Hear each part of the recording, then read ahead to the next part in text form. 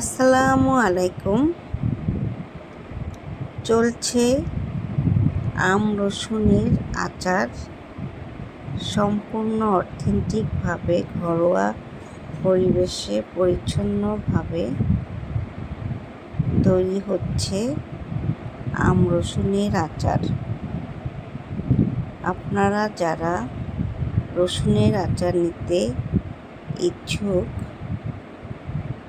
Kohinoor kitchen পেজে knock করবেন। সামনে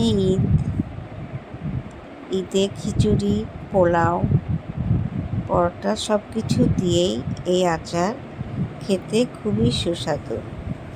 রসুন আমাদের সবার জন্য খুবই উপকারী একটি খাবার।